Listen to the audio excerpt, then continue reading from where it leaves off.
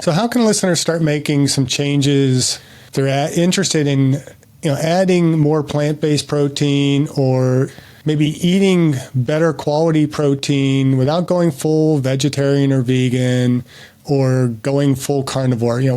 What are some small changes that you recommend for the aging population? Yeah, I usually always recommend that every single meal, think about what's your protein source and what's your fiber source, and then build your meals around there. Making sure that when you can, and sourcing your protein from sustainable sources the closer to home as possible. So if you do have access to, a local butcher or, different closer areas that you can source your proteins from, fresh farm eggs, that sort of thing, definitely do that. I mean, if you can't, then just try to make the best decisions that are available to you in your grocery store. But that should be, the first building block of the meal is what's my protein source, whether it's plant-based or it's animal-based.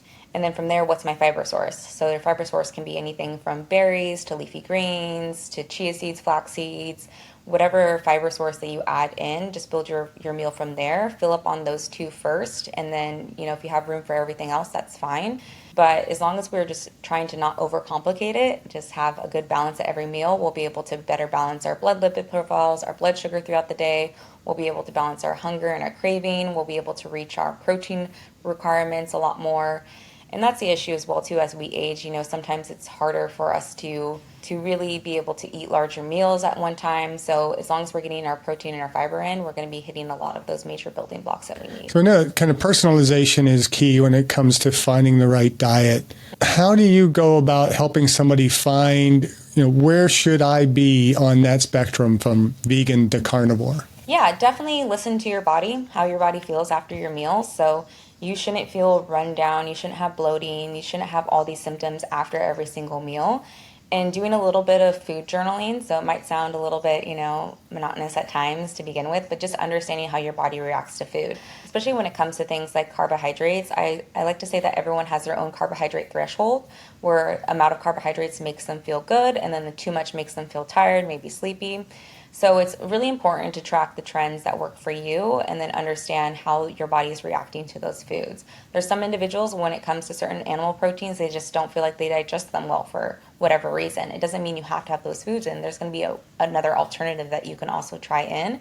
So a lot of times it's just education about, okay, if this food's not sitting well with you, what's a better alternative for you? Try that one out. Okay, that's good. Then just trying to pick a menu throughout the day that's customizable to you and what your body's reacting. But I think the biggest thing is listen to how your body feels.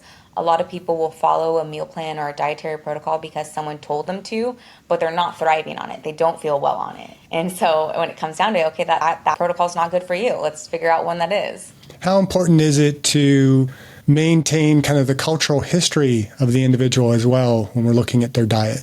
Yeah, so I think, as I mentioned at the beginning of this podcast, that we have a lot of emotional weight around their food choices and a lot of cultural influences on why we eat. Whether that is because we are, genetically we're in a geographical location, which means we need higher B vitamins or we need higher this.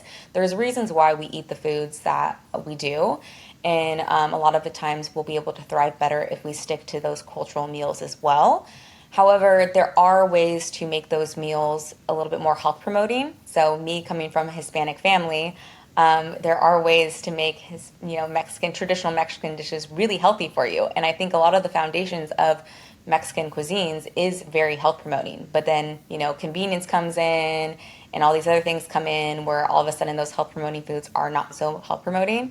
So I like to joke, I'm like, we don't have to use tortillas as spoons. You know that, right? There's actually spoons that you can use. So I think it's really important to maintain those cultural foods. And a lot of those cultural foods are really high in, herbs and spices that come with a lot of really great health benefits. So I think it's really important to still stick to those, but just try to find, are there ways that we possibly can either go back to original recipes or just tweak them a little bit to better support your health. So how easy was it, coming from a Hispanic background, to have made that shift to vegan when you did? Oh, my family did not take it well at all. Oh, it was a whole thing. Yeah, especially my abuela. She was trying to sneak in meat into my meals when she would make them, or she would tell me it's not meat, it's just chicken, or But yeah, no, my family did not think that it was a good there were so many conversations and so many, heated conversations about how unhealthy it was for me. And, and also we speak with food as love as well too. So me not being able to eat the meals that, my grandmother makes or, relative makes, that's essentially rejecting their love as well. So they did not take it well, but I did my best. I tried to eat what I could, especially when I would go to Mexico. It was really hard to be able to still go out and enjoy those meals, only knowing that I could only have maybe a couple things here, but I got by. Yeah, and I think that's an important thing for people to understand. When you're making these dramatic lifestyle shifts in your diet, that you have to weigh it against the cultural plausibility of doing that diet. I mean, for example, like ketogenic diets, the reality of being able to be truly keto is next to impossible. And most people say, well, I'm doing a keto diet, but then on Friday nights they go out and they drink alcohol or they have desserts and things like that. And then just, well, one day a week, I go off the diet a little bit. Then you're not keto. You're just suffering through the week only to destroy it on the weekend. But if we look at it from, okay, well, what are small changes that I can make within my Hispanic culture to eat a little bit more healthy? Yeah, I can still eat some meat. Maybe I change the quality or the quantity of the meat that I'm eating. Legumes are a big part of the Hispanic diet. Just having variety in there. It's not that hard if we just approach it from a standpoint. Okay, I'm not going to offend my family. I'm not going to force these big changes on my family. What are the small changes I can make now to make my diet a little bit healthier and be able to go to family events and not be, ridiculed or disrupt the family or cause fights. Yeah, and it's funny. I feel like I have definitely circled back down to the principles that my grandparents were telling me back when I first became vegan. They, as I mentioned, that they're both sides of my family were farmers, so they raised a lot of their own food. They gardened, they raised their own cattle, they butchered their own cattle, they ate very close to home and ate what they raised. And it's funny that now I'm kind of full circle right back to that. I'm like, oh, so the principles that they tried to teach me, those actually were really good. Won't tell them that, but yeah. Yeah, if you get, culturally, the Hispanic diet is a very healthy diet when you stick to it in a non-Americanized way. Exactly, yeah. We tend to think of, Mexican food as being what you get at the Mexican restaurant, down the street, and that's not healthy Mexican food. Exactly, yeah. So, let's see, what have we not talked about? We've talked about culture, preferences. Let's see, how well you're doing post-bachelor's degree and exercise. And I know the answer here, but I'm going to have you address it for our audience. What are you doing personally to age well? Yeah, so exercise has been a huge component of my life. I grew up in sports. Every sport that I possibly could do, I was doing. I was a very active child. So physical movement has always been really ingrained to me. And when I first started in college, I really wanted to just go directly into dietetics and then end up finding the exercise physiology route and fell in love with that as well too. So throughout my academic career, I was always personal training on the side.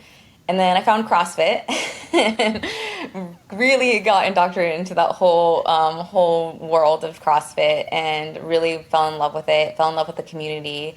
And I just really enjoyed personal training and helping people gain their independence back and it didn't have to do ever with body composition, how people looked necessarily. It was just being able to show up in life, show up for their family, show up for their kids, and just be able to do. I remember one of my clients, her goal was she just wanted to be able to pick up her dog food bag and not. And then when she hit that marker, it was just like, life changing. But yeah, so exercise, I've seen it change individuals' life. And I just think movement is so therapeutic and it's such a huge component. And I weigh very heavily on that. I exercise pretty much every day. I'm at the point where it's like, if I'm going on vacation, I'm like, okay, how can I get some exercise in? How can I get some movement in? And I love all types of exercise. It brings me joy. It helps me get centered, and it just, improves my quality of life so much. And and I really enjoy sharing that with everyone else. So right now, what I do is I was doing mostly CrossFit, I would say, up until probably this last year. And I've transitioned a little bit more into just traditional bodybuilding and running, surprisingly, which I never thought I would go back to running. But I just kind of got to the point where, I love CrossFit, but my body was hurting a lot. So I was, constantly hammering myself into the ground. And I was like, this might be a little bit of an unhealthy relationship with exercise. So now I still do it every once in a while for community and for enjoyment and for fun, but I don't take it quite as seriously as I did in the past. And I'm more so focusing on making my body feel good, staying strong, and then making sure I can still run a 5K without feeling like I'm going to die. So you're doing well. Yeah. Mm-hmm. And so what's one myth about nutrition and aging that you wish everyone would unlearn or could unlearn? Oh man, one myth. I think the biggest myth that I wish people could unlearn is that eggs cause your cholesterol to raise. Like you shouldn't eat eggs. I am so, it's just so funny how many people still demonize eggs just from that. There's one study that essentially showed that there was possibly an increase of cholesterol, but eggs are just such a good health promoting food. They're so high in choline, which is so great for cognitive health in general. And so I just, there's these core foods that unfortunately people are demonizing and taking out of their diet, and then they're replacing them with, unhealthier alternatives. And I just wish that, we would stop with these one studies and just put so much weight on them and completely neglect everything else that comes with it, all the other health benefits. So get people to eat more eggs. Get more eggs, yeah. Mm-hmm.